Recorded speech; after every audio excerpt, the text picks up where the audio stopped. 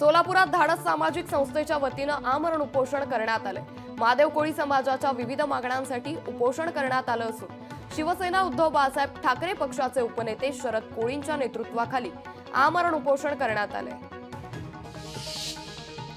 बीडच्या परळीत शेतकऱ्यांनी झाडावर चढून आंदोलन केले। शेत जमिनीच्या प्रकरणात न्याय देण्याची शेतकऱ्यांनी मागणी केली आहे, तर प्रशासनाच्या मध्यस्थीनंतर शेतकऱ्याला खाली उतरवण्यात यश आले।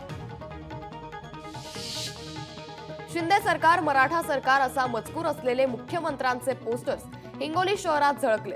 या बॅनरवरून दोन्ही उपमुख्यमंत्र्यांचे फोटो वगळण्यात आले। या बॅनरमुळे राजकीय वर्तुळात चर्चांना उधाण आलंय। नागपुरातील भांडेवाडी, अंतुजी नगर, गिरजा नगर या भागात झालेल्या मुसळधार पावसामुळे रहिवाशांच्या घरात पाणी शिरले, तर पालिका कर्मचाऱ्यांकडून पंपाद्वारे पाणी उपसा करण्यात आले।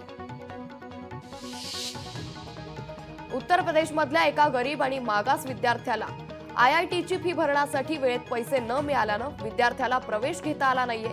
सरन्यायाधीश धनंजय चंद्रचूड यांनी या विद्यार्थ्याला मदतीचं आश्वासन दिलंय।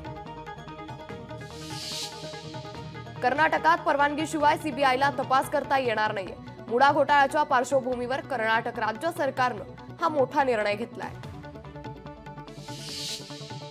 छत्रपती संभाजीनगरमध्ये धनगर आरक्षणासाठी 2 जणांनी जलसमाधी घेतली। धनगर आरक्षणासाठी बलिदान देत असल्याचं चिठ्ठीतून उघड झालंय। जलसमाधी घेणारे दोघेही पाथर्डी तालुक्यातील असल्याची माहिती आहे। लातूरमध्ये उमेद अभियानाला शासनाच्या ग्रामविकास विभागाचा एक स्वतंत्र विभाग म्हणून दर्जा देण्याची मागणी करण्यात आली। उमेद महाराष्ट्र राज्य महिला आणि कर्मचारी संघटनेचे लाक्षणिक उपोषण करण्यात आले। शक्तीपीठ महामार्गाला यवतमाळच्या शेतकऱ्यांनी समर्थन केले। महामार्गाचं काम सुरू करण्याची शेतकऱ्यांनी मागणी केली आहे। 8 दिवसात योग्य निर्णय न घेतल्यास शेतकऱ्यांच्या वतीनं तीव्र आंदोलनाचा इशाराही देण्यात आलाय। राजकोट पुतळा दुर्घटनेप्रकरणी चौकशी समितीनं अहवाल सादर केलाय। चुकीच्या वेल्डिंग कामामुळे राजकोटवरील पुतळा कोसळला असून चौकशी समितीच्या अहवालातून माहिती समोर आली आहे। भाजप खासदार आणि अभिनेत्री कंगना रनौत हिने कृषी कायद्यावरून केलेल्या विधानामुळे मोठा वाद झालाय। कंगनाच्या या विधानानं विरोधी काँग्रेसला भाजप विरोधात आयतं कोलीत सापडलंय। हा मुद्दा हरियाणा विधानसभा निवडणुकीत भाजपचं टेन्शन वाढवणारा ठरणार आहे।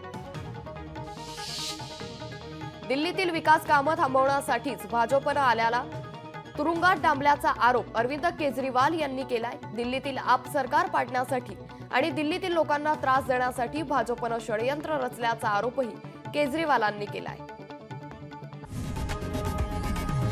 लोकशाही मराठी ऐका, पहा, जागरूक रहा।